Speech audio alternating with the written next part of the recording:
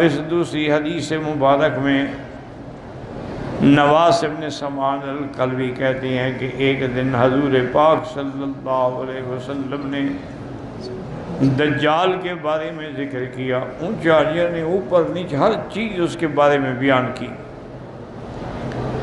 اور بیان میں اتنی تاثیر تھی ہم نے سمجھا کہ شاید یہ جو باغ ہے نا کھجوروں کا ابھی اسی میں دجال کھڑا ہے۔ حضور پاک نے فرمایا دجال کے علاوہ مجھے اور چیزیں ہیں جس کا مجھے ڈر ہے تم پر، دجال بھی فتنہ ہے لیکن اس کے علاوہ بھی اور چیزیں ہیں جس سے مجھے اپنی امت پہ خوف ہے۔ فَإِن يَخْرُجْ وَأَنَا فِيكُمْ، اگر دجال نکلا اور میں موجود ہوا، میری زندگی میں آیا، پھر تو میں ہی اس کا مقابلہ کروں گا، میں ہی کافی ہوں۔ لیکن اگر وہ نکلا اور میں موجود نہ ہوا، یعنی میری موت کے بعد، وفات کے بعد آیا، تو پھر ہر بندہ جو ہے وہ اپنی طرف سے اس کا دفاع کرے گا۔ اللہ تبارک و تعالیٰ میرے خلیفہ ہیں، ہر مسلمان پر نگہبان ہیں، نگران ہیں، اللہ مدد فرمائیں گے۔ آپ نے فرمایا کہ میں تمہیں اس کی نشانیاں بتا دیتا ہوں کہ وہ ایک نوجوان ہوگا، اس کے بال جو ہیں نا وہ گھنگرالے ہوں گے، اور ایک آنکھ اس کی ایسے باہر نکلی ہوگی جیسے چھوٹا سیب کا دانہ ہوتا ہے، اور شام اور عراق کے درمیان سے وہ نکلے گا۔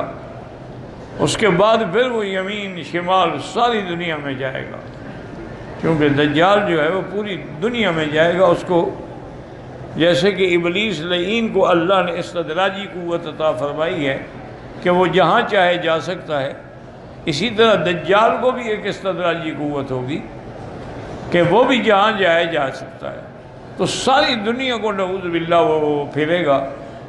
اور ایک قوت اس کے بعد یہ بھی ہوگی کہ وہ زمین کو اگر آرڈر کرے گا، حکم کرے گا کہ اخرجی کنوزہ، کہ اپنے خزانے باہر نکالو، تو زمین کے اندر جو بھی دفن ہے، موتا ہے یا سونا چاندی ہے، سب باہر پڑا ہوگا۔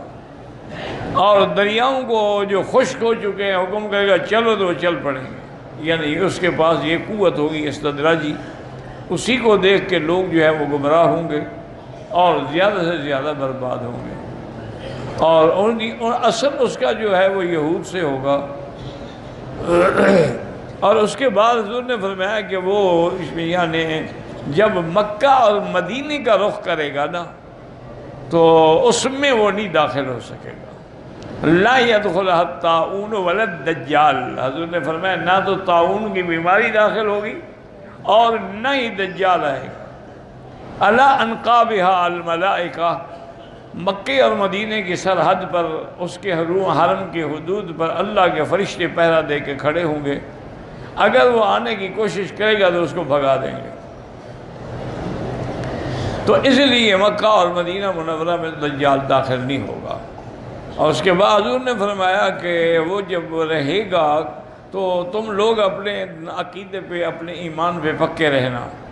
قلنا یا رسول اللہ وَلَبْسُهُ فِي الْأَرْضِ، ہم نے پوچھا کہ حضور وہ کتنا عرصہ رہے گا؟ قال 40 یوماً، 40 دن، لیکن وہ دنوں کا فرق ہوگا، یومن کا سنۃ، وہ ایک دن سال کے برابر ہوگا، اور یومن کا شہر، دوسرا دن جو ہے وہ مہینے کے برابر ہوگا، وہ یومن کا جمعہ، اور تیسرا دن جو ہے وہ ایک ہفتے کے برابر ہوگا، وہ سائر ایام ہی کا ایام، باقی جو ہے وہ ایسے دن ہوں گے جیسے تمہارے ہیں۔ قلنا یا رسول اللہ فذاک الیوم الذی ہوا وکثرۃ یکفینا فیہ صلاۃ یوم ولیلۃ، قال لا اقدر له قدرا۔ تو سب سے دیکھیں نا کہ صحابہ کا کتنا بڑا ایمان ہے۔ ان کو فکر یہ تھا کہ حضور جب ایک دن سال کے برابر ہوگا تو ہم نمازیں کیسے پڑھیں گے؟ نمازیں ایک دن کی پڑھیں گے، سال کی پڑھیں گے، کیسے پڑھیں گے؟ تو حضور پاک نے فرمایا کہ نہیں، نمازیں تم اپنے اندازے کے مطابق ٹائم سیٹ کرو گے تو اس کا تک اندازہ کر لو گے کہ اتنے گھنٹے دن ہے، اتنے گھنٹے رات ہے، تو یہ دن کی نمازیں ہیں اور یہ رات کی نمازیں ہیں۔ وہ نمازیں آپ کو 5 ہی پڑھنی ہوں گی اور اپنے اندازے سے پڑھنی ہوں گی۔ اس کے مطابق یعنی ایک ایسی بات بھی ہے کہ جیسے اب آپ ناروے وغیرہ جائیں نا جی، تو اس کے بالکل قریب وہ جگہ ہے جہاں پر دن اور رات جو ہے نا جی وہ 6 مہینے کے ہوتے ہیں۔ 6 مہینے کا دن ہوتا ہے اور 6 مہینے کی رات ہوتی ہے۔ تو وہ لوگ جو ہیں وہ بھی پھر اندازہ کر کے جو مسلمان ہیں نمازیں پڑھتے ہیں، ان کو اندازہ کرنا پڑتا ہے، یا ان کو یہ کرتے ہیں کیونکہ قاعدہ یہ ہوتا ہے کہ اقرب المطالع کہ بھی اس کے قریب کون سا ملک ہے جس کے اوقات کو دیکھ کے آدمی تقدیر اندازہ کرے گا۔ تو آپ نے فرمایا تم بھی اندازہ کر کے نمازیں پڑھو گے۔ نماز تو ایسی عبادت ہے کہ وہ کسی حال میں بھی نہیں چھوڑی جا سکتی۔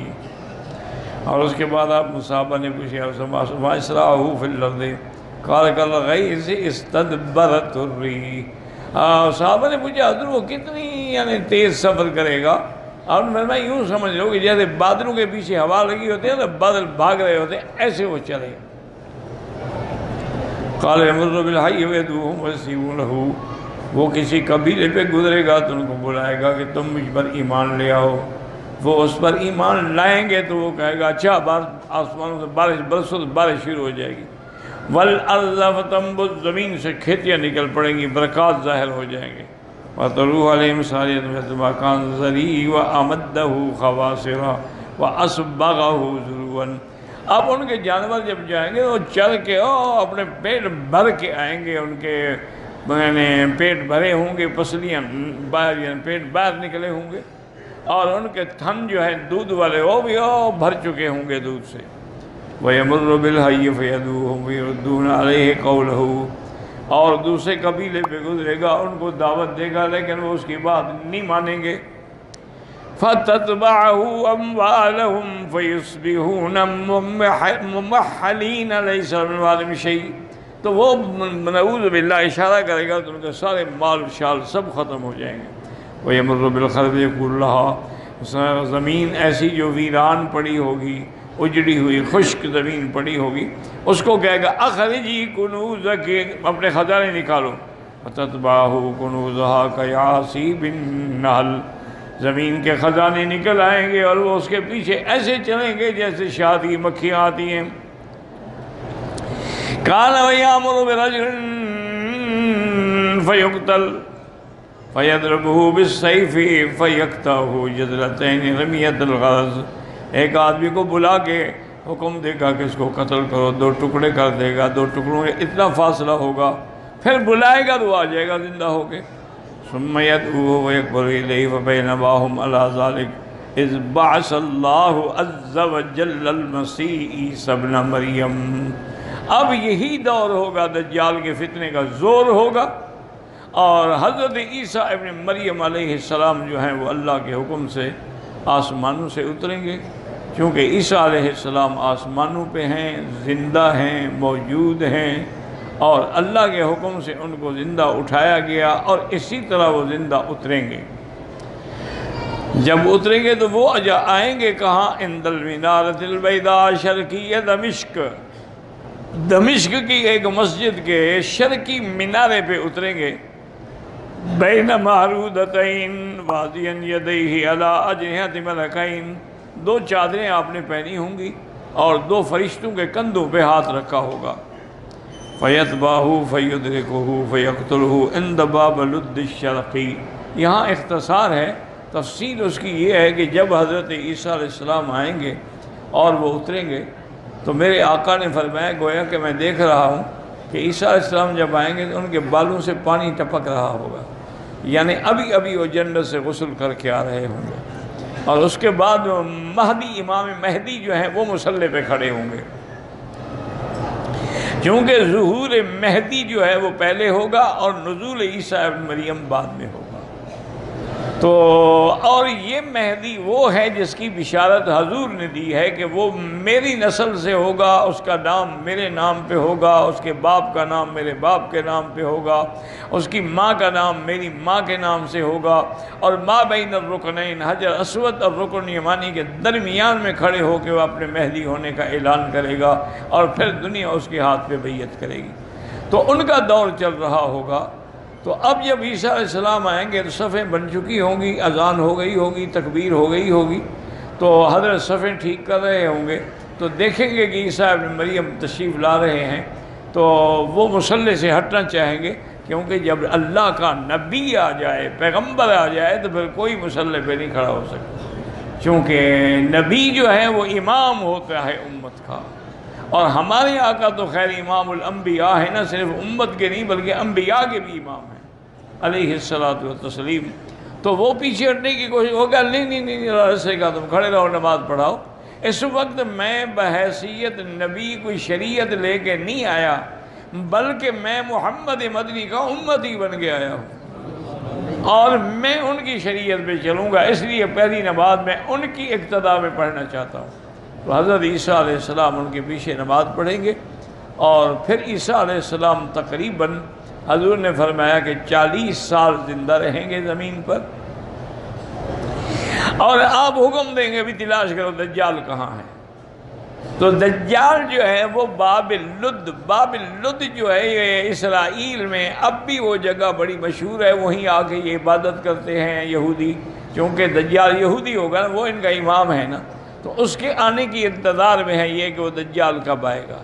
اچھا، اللہ کی شان یہ ہے کہ یہودی دجال کی انتظار کر رہے ہیں اور شیعہ مہدی کی انتظار کر رہے ہیں۔ دونوں جماعتیں جو ہیں، شیعہ کہتے ہیں کہ مہدی جو ہیں وہ حسن عسکری کی اولاد ہیں، اور وہ ایک غار ہے سراندیب کے علاقے میں، وہاں چھپے ہوئے ہیں، جب وقت آئے گا تو وہ ظاہر ہوں گے، اور اس کا غار کا نام جو ہے وہ ہے سر من رآ، جو دیکھے خوش ہو جائے۔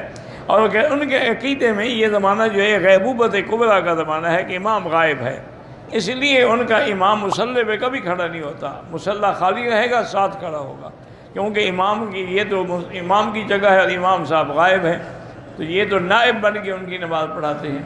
تو یہ بھی ایک حالانکہ یہ بالکل جھوٹا مہدی ہے جس کا وہ کہتے ہیں حسن عسکری کی اولاد ہی کوئی نہیں ہے، تو اس کا بیٹا مہدی کیسے بن گیا جب وہ کہتے ہیں میری تو کوئی اولاد ہی نہیں ہے؟ اور پھر اتنا عرصہ غار میں بیٹھے ہوئے، اچھے امام ہیں، لوگ تباہ ہو رہے ہیں، امام صاحب غار میں بیٹھے ہوئے ہیں۔ اور یہ بھی ان کا عقیدہ ہے کہ جو اصل قرآن ہے نا بی بی فاطمہ والا، وہ اسی امام کے پاس ہے، یعنی اس کا مطلب امت گمراہ ہوتی ہے نا، امام صاحب قرآن چھپا کے بیٹھے ہوئے ہیں، قرآن پڑھنے کے لیے آیا، پڑھانے کے لیے آیا کہ چھپانے کے لیے آیا ہے؟ تو بہرحال جیسے یہ جھوٹے ہیں، وہ یہودی بھی جھوٹے ہیں کہ بھئی دجال اترے گا، وہ ہمارا امام ہے، پھر پوری دنیا پہ ہماری سلطنت ہوگی۔ تو حضرت عیسیٰ علیہ السلام پہنچیں گے لد پہ، وہ وہاں موجود ہوگا۔ جب اس کی نظر پڑے گی نا عیسیٰ علیہ السلام پر، تو حدیث پاک میں ہے کہ یذوب کما یذوب الملح فی الماء، ایسے گلنا شروع ہو جائے گا جیسے نمک پانی میں ڈالو تو گل جاتا ہے، اور حضرت اس کو وہیں قتل کریں گے۔ فیکسر الصلیب، اور عیسائیوں کی جو صلیب ہے اس کو توڑیں گے، مانا اس کی طاقت کو ختم کر دیں گے، ورنہ ایک صلیب توڑنے سے کیا فرق پڑتا ہے، وہ تو ان کے ہر کے آدمی کے گلے میں صلیب ہے۔ معنی یہ ہے کہ ان کی طاقت ختم ہو جائے گی۔ حضور نے فرمایا کہ یملأ العدل عدلا و قسطا، کہ زمین پر عدل و انصاف کا دورہ ہو جائے گا، اور اتنی دولت ہوگی، اتنی آمدنی ہوگی کہ زکوٰۃ لینے والا غریب کوئی نہیں ہوگا۔ اتنا حضرت عیسیٰ علیہ السلام کے زمانے میں فیض ہوگا، اللہ کی رحمتیں ہوں گی، اللہ کی رحمت کی برساتیں ہوں گی کہ کوئی کسی کے گھر میں محتاج نہیں ہوگا۔ اور آپ نے فرمایا کہ انہ یتزوج، پھر عیسیٰ علیہ السلام شادی بھی کریں گے۔ تو اس کے بعد فرمایا کہ پھر وہ ہجرت کریں گے مدینہ شریف، مدینے میں آنے کے بعد ان کی موت جو ہے وہ مدینے میں آئے گی، وہ یدفن فی روضتی، اور میرے روضے میں دفن ہوں گے۔ حضور نے فرمایا کہ میرے روضے کے اندر اللہ تبارک و تعالیٰ کے حکم سے ایک قبر صدیق کی ہے، ایک فاروق کی ہے، اور ایک عیسیٰ علیہ السلام کی ہے۔ اور پھر دوسری حدیث میں حضور نے صحابہ کو نقشہ بھی بنا کے دکھایا کہ ہاکذا نبعث یوم القیامہ، اس طرح ہم کھڑے ہوں گے قیامت کے دن کہ عیسیٰ میرے ساتھ ہوں گے، ابو بکر دائیں ہوں گے، عمر بائیں ہوں گے، پھر ان سب کو لے کے میں آؤں گا جنت البقیع الغرقد، بقیع الغرقد قبرستان جو ہے مدینے کا، اس پہ آؤں گا، وہ بھی سب کھڑے ہو چکے ہوں گے حضرت عثمان کی قیادت میں، ان کی قیادت حضرت عثمان کریں گے کیونکہ وہ خلیفہ راشد ہیں اور حضور صلی اللہ علیہ وسلم کے داماد ہیں۔ فرمایا ثم انتظر اہل مکہ، تھا پھر میں مکے والوں کی انتظار کروں گا۔ پھر مکے والے بھی پہنچ جائیں گے، اجعلہم علی یمینی، ان کو میں دائنے ہاتھ پہ، مدینے والوں کو بائیں ہاتھ پہ۔ تو صحابہ نے پوچھا حضور ہمیں بائیں ہاتھ پہ کیوں رکھیں گے؟ اور فرمایا مکے والے تو مہمان ہوں گے، تم تو گھر والے ہو، تو مہمان کی تکریم کرنی پڑتی ہے۔ پھر مکے والوں نے سب سے پہلے قربانی دی، سب سے پہلے اسلام لائے، سب سے پہلے میرے لیے جانیں قربان کی، تو ان کا حق جو ہے وہ اسی طرح بنتا ہے۔ پر میں ثم اسوقہم الی المحشر، پھر ان سب امت کو لے کے میں شام کی طرف چلوں گا، اور شام میں ہی میدان قیامت قائم ہوگا، وہاں حضور صلی اللہ علیہ وسلم تشریف لائیں گے۔ اللہ تبارک و تعالی ہر مسلمان کا خاتمہ ایمان پہ فرمائیں، اور سرکار دو عالم صلی اللہ علیہ وسلم کی شفاعت نصیب فرمائیں۔